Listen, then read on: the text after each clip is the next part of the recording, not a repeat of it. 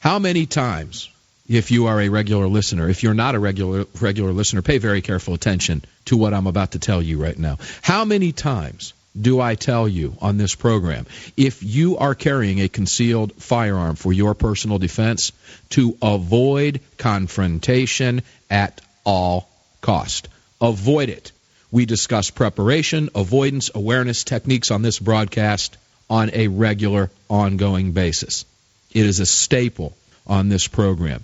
If you are one of the 8 to 12 million estimated and rising daily concealed carry permit holders, we tell you every single week, avoid confrontation. I have written columns about it. We have discussed them on the air. I have given you examples of being, my own personal examples, of being at a gas pump and witnessing an outbreak, some type of domestic dispute or an argument, and leave because I am carrying a firearm. I don't want to be anywhere near confrontation. Michigan, you've seen the stories, no question about it. The mainstream press took off with it. 2 CCW permit holders in Michigan laying dead next to their vehicles at a car wash in Ionia, Michigan, having shot it out Wild West style after a road rage incident, and the press jumped all over it. I'm going to give you my assessment of this briefly, then we're going to go to the master of self-defense, Mr. Massad Ayoob, author of In the Gravest Extreme. Too many books to mention by name. We'd have to spend the full half hour going over the list of material he has written. Too many magazine columns, and one of the greatest self-defense experts and trainers in America and the world. Here's my quick assessment. Both of these men acted stupidly.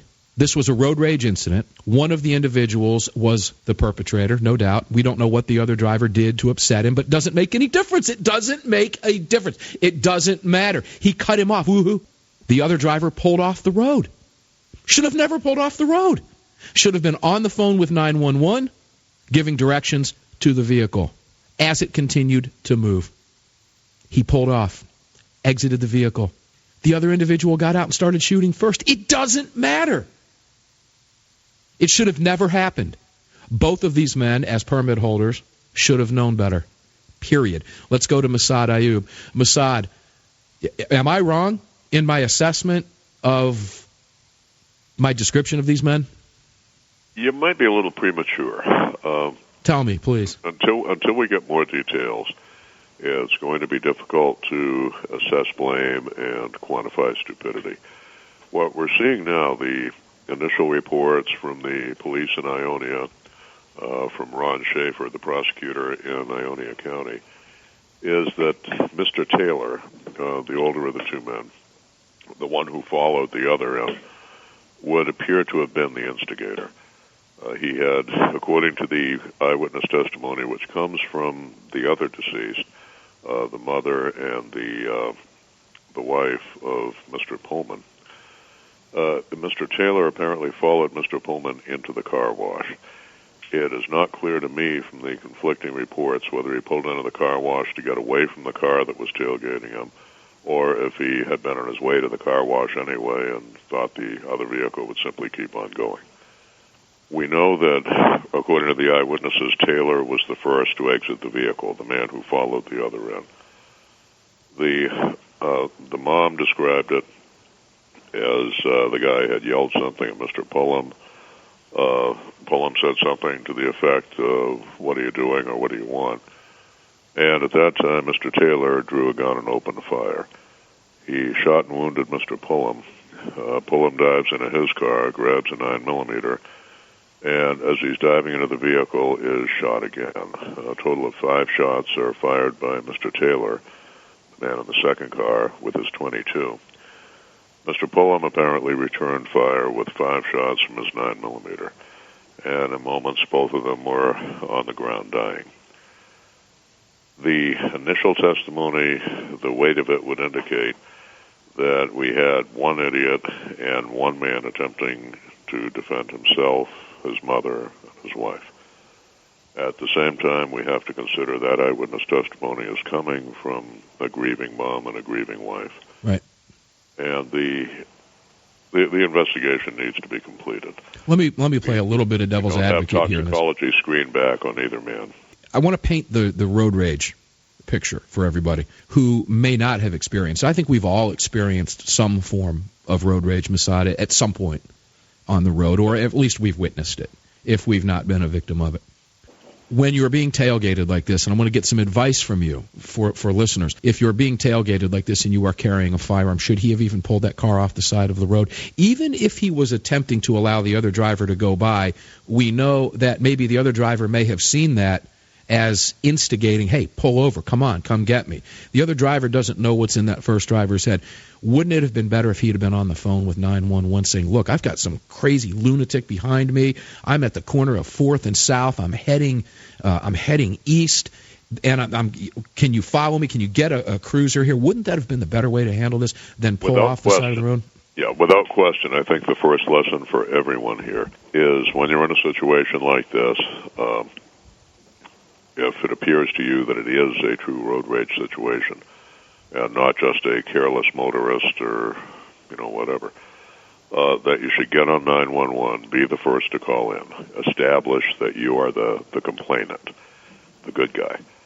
If nothing else, this would have allowed dispatch to literally tape record who was saying what, so long as the line would be open, right, and the sequence of the shots, et cetera, et cetera. They might have told him to keep going. They might have directed him to the Ionia police station or the county sheriff's office, which would always be a good move. In retrospect, his choice may not have been the best. At the same time, if you're in a rural area, let's say, if you keep driving, pretty soon you might be past civilization. There's no witnesses. There's no assistance. And now the guy rams you off the road, maybe kills everybody in the car. Absolutely agreed. This is a bad situation all the way around. And we do know, apparently, that Mr. Taylor, who was 56 years old, appeared from initial reports to have instigated this as the driver behind him. Now, we don't know what the other driver did. Maybe the other driver cut him off or swerved. We don't know that. We have comments from his wife and mother who were in the vehicle. So let's go another step further here. This man pulls off the road. He's got dependents with him. He's got his mother and he's got his wife with him. He exited the vehicle in what was clearly a case of road rage when he got out, and he said, what is it you want? Clearly he knew there was an issue. Smart move, dumb move? Well, it depends how you read the reports. It's entirely possible that as he pulled in and stepped out of the car, and the other guy pulled out behind him, that when he stepped out, when he said, what do you want, he was already seeing the other man's gun come out. Had it been me, I'll tell you frankly, first, my gun would have been on me, not in the car. Right. Second, had it been in the glove box, I would have put it discreetly in the waistband and had it with me so I could engage from there. The actual advantage of getting out of the car is if the guy does open fire in your direction, you can move laterally, and if nothing else, draw the gunfire away from your loved ones. It's clear that he did not get out intending to get in a gunfight from the very fact that he left his gun in the vehicle. This whole my point with this whole thing could have been avoided. I was a victim of road rage not long ago. Wrote a column about it, and of course you get the comments back. Why didn't you just pull over? Well, I didn't pull over for the very reason we just. You were armed with a Glock 30, and you were darn glad you were. And we are talking with one of the greatest firearms experts, trainers, self-defense masters, authors in the world. Massad, I guess we can say this kind of would end the caliber debate, wouldn't it? We had a 22 and a 9mm, and if I ever hear anybody say, "Where do you got that 22 pea shooter?" Ask Mr. Pullman how effective the 22 was, and anybody that says self-defense starts with a 4 and ends with a 5, ask Mr. Taylor about the 9mm. And I don't mean to demean what happened here, but this is part of the discussion that we have to have. Yeah, the autopsy reports have not yet been released. Indications are that Mr. Pullman was shot at least once outside the car, and at least twice as he was going in to retrieve his 9mm. 5 shots were fired total by Mr. Taylor with the 22. Pullman was struck twice in the chest, once in the arm. He was still able, with those wounds, to retrieve his 9mm. Severely wounded, he fired 5 shots and managed a 20% hit potential. He hit the opponent once. That one bullet struck Taylor in the chest and apparently did neutralize him. My initial response was, thanks a lot, guys. You just gave the mainstream media all the ammunition that they wanted. We've got 8 to 12 million estimated. I believe it's probably higher than that. concealed carry permit holders across this country. Illinois, of course, being the 50th state to allow some form of concealed carry. That's in the works right now. And the mainstream media takes this case and does what the mainstream media does, blows this thing completely out of proportion and paints all concealed carry permit holders with this brush, don't they, Mass? Oh, we're seeing that, and what sickens me even more in this case, take a look at what the Daily Cause wrote about it. Then go down and look at the commentary. The anti-gunners came out of the woodwork in one of the most sickening displays of hypocrisy and debased humanity that I've ever seen. Can you give us one of the comments without a satellite radio moment? Oh, my God. You will see literally people saying, ROFL, I love it. Okay, you're rolling on the floor laughing because 2 men are dead and 2 families are bereaved.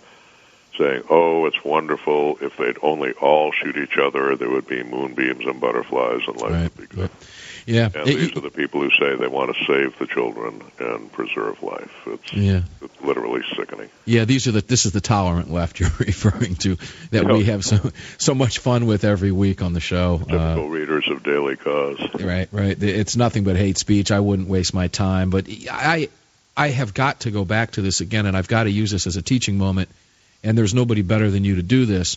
Let's educate people. And I know that there are a lot of different circumstances here, but in the short time that we have with you, let's take a typical case. You're driving down the road, and I'll use me as an example. It happened to me. I wrote a column about it. I was driving down the road. I had my son in the vehicle with me. I had the top down on my car when I had the typical road rage maniac come up behind me, right up on my tail, hands flailing. What am I doing? This guy owns the road type thing. I'm on a fairly rural stretch of road. There was nowhere to pull over. I was armed, and I wasn't about to pull over and give this guy an invitation. Lead us through some of the measures that you would teach to people who find themselves in that situation and they are lawfully armed. Okay, first, follow Colonel Cooper's advice of living in condition yellow, the relaxed awareness where you know where you are and you know what's going on around you.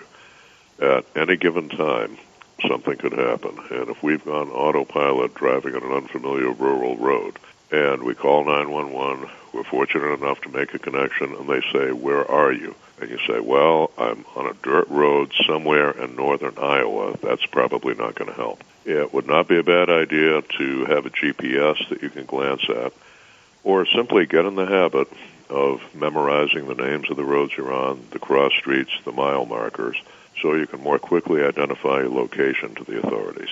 Stay on the line when you've made the call. That puts you one relay away through the dispatcher from direct communication with responding officers to keep them up to speed. Remember, dispatch is also recording, and that could literally be a lifesaver in court if this escalates to where the other man forces you to use a serious degree of force in self-defense or defense of your loved ones. Remember, the vehicle itself is a weapon that generates far more foot-pounds of energy than any handgun that any of us can carry. If worse comes to worse, ramming the guy off the road may be the safest bet. If he pulls abreast to you and is pointing a gun at you through the window or something like that. If you have someone else in the car, first you really hope it's not someone who's going to get hysterical during a situation like this. But let them take care of the communications while you've got both hands on the wheel, because it's very highly likely there's going to be some emergency driving involved in the next few minutes. And when you start taking evasive action or hard braking, things start getting tricky. If the cell phone flies out of your hand at that point, you've lost communication. Essentially, that's the basics. You certainly do want to be able to access a firearm if you need to. We are never going to know whether Mr. Pullum saved the life of his wife and mother. They were witnesses to, if he had just stood there and had no recourse, they would have been witnesses to a murder. And you have to ask yourself if a man who would do that would leave those 2 eyewitnesses alive. No question about it, and absolutely a great comment, ladies and gentlemen. Learn from the best. Look him up on Amazon. Google his name. Read everything he's written, and take advantage of the great wealth of information you just heard here on Armed American Radio. Massad, thank you for very short notice joining us on Armed American Radio. We'll talk soon. To both families. Hope you all stay safe. Thank you, sir.